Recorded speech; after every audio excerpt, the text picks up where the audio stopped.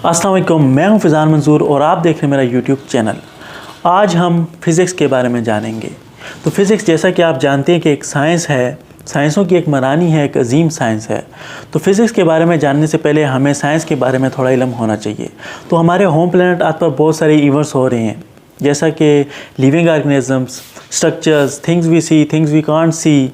ऐसे इवेंट्स हो रहे हैं जो हमें अमेज़ करते हैं और ऐसे इवेंट्स भी हो रहे हैं जो हमें टेरिफाई करते हैं। तो इन इवेंट्स से हमारे जहन में कुछ सवालात पैदा होते हैं।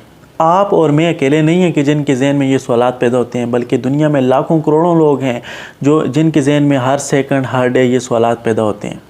तो इन सवालात का जो हम जवाब देते हैं वो सिर्फ वन वर्ड है, साइंस। तो साइंस जो है लैटिन वर्ड सेंशिया से निकला है, जिसका मतलब है नॉलेज।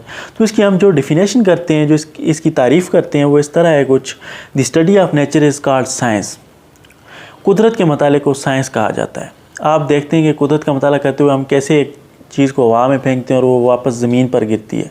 तो इसके पीछे कोई रॉकेट साइंस नहीं, बल्कि एक सिंपल सी लॉजिक है कि अर्थ की ग्रेविटी होती है, जिसकी वजह से हवा में फेंकी गई चीज़ ज़मीन पर गिरती है। तो ग्रेविटी क्या है? ग्रेविटी एक फोर्स ऑफ अट्रैक्शन है, जिससे कायनात में हर चीज़ दूसरी चीज़ को अपनी तरफ अट्रैक्ट कर रही है।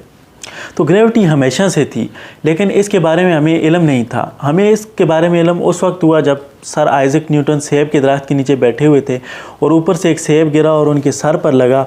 तो उन्होंने क्वेश्चन राइज़ किया कि ये जो सेब है ये खला में, स्पेस में क्यों नहीं गिरा, अर्थ की तरफ क्यों गिरा। तो वहाँ से हमें ग्रेविटी के बारे में पता चला।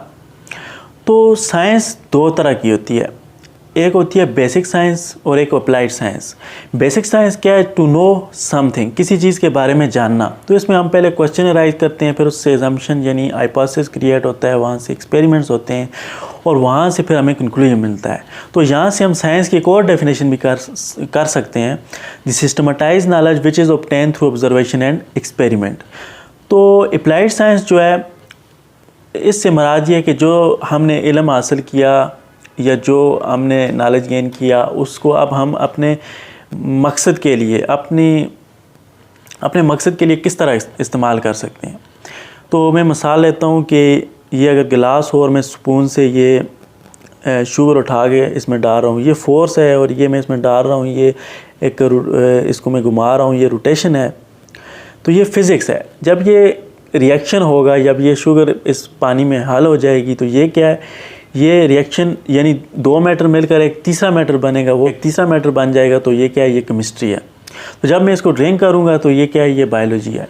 इस तरह ये तीनों ब्रांचेज एक दूसरे के साथ इंटरकनेक्ट हुई होती हैं। तो इस जूस को अब मैं अपने फ़ायदे के लिए किस तरह इस्तेमाल, अपने मकसद के लिए या अपने फ़ायदे के लिए किस तरह इस्तेमाल कर सकता हूँ, यानी ये मेरे मैदे के लिए अच्छा है या मेरी स्किन के लिए अच्छा है। तो ये क्या है? ये अप्लाइड साइंस है। तो इन जो इवेंट्स हो रहे हैं कायनात में, इनको मद्देनज़र रखते हुए हम साइंस को मज़ीद तीन ब्रांचेस में क्लासिफाई करते हैं, जिनमें number 1 physics, number 2 chemistry, number 3 biology. तो चूँकि हमारा सब्जेक्ट फ़िज़िक्स है, हम आगे फ़िज़िक्स को ही लेकर चलेंगे। फ़िज़िक्स की कहानी इंसान की कहानी जितनी पुरानी है, शायद 10,000 साल या 20,000 साल। शायद ये बाबल के ज़माने में शुरू हुई और उसके बाद यूनानियों ने इसमें काफ़ी कमाल पैदा किया। लेकिन जो फ़िज़िक्स आज हम देख रहे हैं, जो मॉडर्न फ़िज़िक्स है, इसको तकरीबन 350 साल हो चुके हैं। ये वो ज़माना था जब यूरोप में साइंसी इनकलाब बरपा हुआ, जिसे हम साइंटिफिक रेवोल्यूशन कहते हैं, और न्यूटन जैसे साइंसदान पैदा हुए। तो फ़िज़िक्स का जो ताल्लुक़ है वो दुनिया की हर शय से, चाहे वो कितनी बड़ी क्यों ना हो, जैसे हमारा सोलर सिस्टम या फिर होल यूनिवर्स ही क्यों ना हो, या वो कितनी छोटी क्यों ना हो, यानी एक एटम, एक ज़रा। तो आज से कुछ 100 साल पहले ये समझा जाता था कि एटम से छोटी कोई चीज़ नहीं है, लेकिन आज हम जानते हैं कि एटम के सेंटर में एक गुठली होती है, जिसे न्यूक्लियस कहा जाता है, और उस गुठली यानी उस न्यूक्लियस के गिर्द इलेक्ट्रॉन इवॉल्व करते हैं, और उस न्यूक्लियस के अंदर न्यूट्रॉन और प्रोटॉन होते हैं, और उन न्यूट्रॉन और प्रोटॉन के अंदर क्वार्ट्स होते हैं।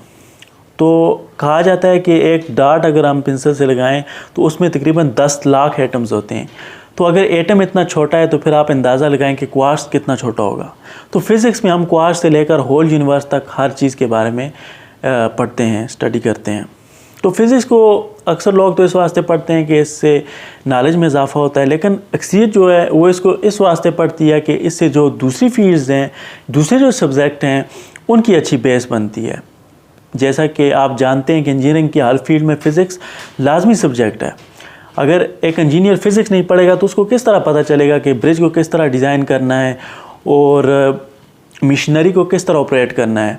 और मेडिकल की फील्ड में जो मशीनरी यूज़ होती है MRI के लिए, CT स्कैन के लिए, एक्सरे के लिए, ये जितनी भी मशीनरी है ये फ़िज़िक्स के लाज पर ही बेस करती है। तो आप में से कोई स्टूडेंट मेडिकल की फील्ड में जाना चाहते होंगे और कुछ इंजीनियरिंग को ज्वाइन करना चाहते होंगे और कुछ कॉमर्स में जाना चाहते हैं, तो आप फ़िज़िक्स को अच्छी तरह पढ़ें, इसको कंसेप्ट अपने जो है फ़िज़िक्स के क्लियर करें, तो ये आगे आपको बहुत फ़ायदा देगी। इससे आपकी एक अच्छी बेस बनेगी, इससे दूसरे सब्जेक्ट की जो है अच्छी बेस बनती है। तो मुझे उम्मीद है कि आपको मेरी आज की वीडियो पसंद आई होगी। तो मज़ीद फ़िज़िक्स और साइंस की वीडियोज़ के लिए मेरा चैनल सब्सक्राइब करें। शुक्रिया, जज़ाकल्लाह, वस्सलाम।